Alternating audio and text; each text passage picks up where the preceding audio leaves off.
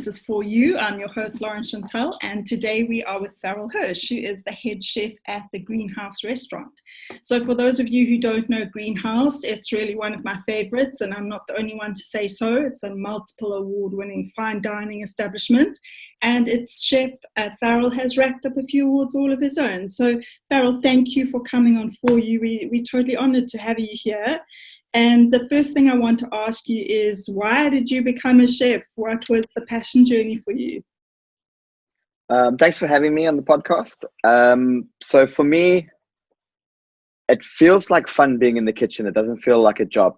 And I like that. I like to produce things, and I like to see the smile on people's faces at the end of it. So it's an instant gratification to get the job done. Whereas some other jobs would take like a year and a half, or just to get the end goal, but then you see the smile at the end of it. Whereas I get it every day. Yes, well, I can certainly vouch for that smile after you've tasted your food. I would like to understand a little bit more of the what, because I think a lot of people don't really know everything that's involved in a head chef's role. It's from menu conceptualization to cooking to steering the team. Tell us a little bit of what you get to do on a day-to-day basis, and then from a kind of strategic or vision perspective. So like day to day, it's always obviously making sure the ingredients are here and we have the best that we can for the guests. So that's the first and foremost. You've got to have the best to produce the best, and then you can deliver the best. So if that's wrong, then we chat to suppliers a lot. So orders are done daily, staff are updated on what's going on. And then it's also like menu development. So you've got to know what's coming into season, and something's coming off, something's going out of season. So you have to change your menu. So it's also fun to do that, and it's a little bit stressful, but I enjoy that. Then it's also like staff management, their hours. You can't just let everyone work really ridiculous hours, so you have to manage them. Sure. Then there's also the financial side of it. So it's all good and fun being the chef and creating stuff, but if you're not feasible as a business, you're going to close down. So you got to know the numbers, and you got to watch those things. You got to watch your food cost.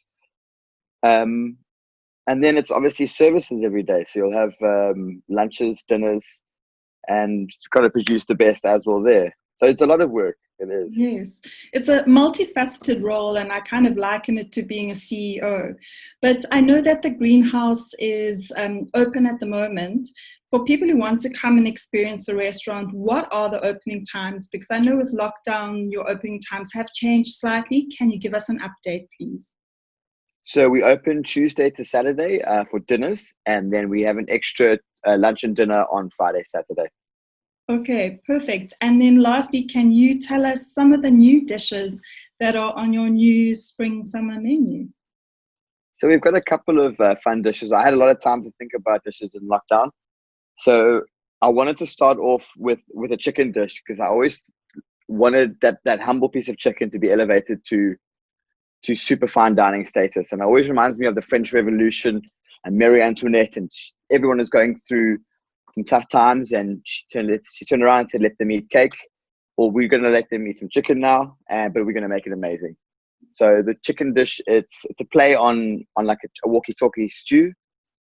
We go pup, so Parmesan pup, chives, sherry gel, mushroom puree, and then a couple of extra mushrooms to go along. So it's like a coq au vin kind of flavor, but done in an African style.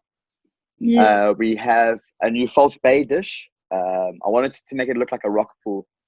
So it's like hidden underneath. So we do a tartare of yellowtail, and then we do a squid and grass crack, and it sits over the tartare. And then they get some nori mayonnaise, and then freshly foraged herbs around the garden. So it's quite a fun dish to play with. I love how Greenhouse takes traditional African elements and gives them a completely contemporary sort of cuisine polish. I think that's what really makes the menu very exciting. I, for one, am a complete fan, as you know, but I think that it's exciting that you pay homage to local and that you source locally. And I know that's very important for you, but I think it's also very important if you think about the food cycle globally, and instead of sort of importing ingredients and racking up sort of carbon footprint, I think the Greenhouse is very respectful in that way. And I also love how food is not just kind of nourishment, but it's also taken to an art form. So Farrel, thank you so much for your time and for sharing a little bit of the insights into your journey. Amazing. I can recommend the restaurant to anyone who needs to go. Just remember to book, because you can't always get in. Okay. For sure. Thank you, Farrel. Thanks so much. Thank you so much. Thanks for having me.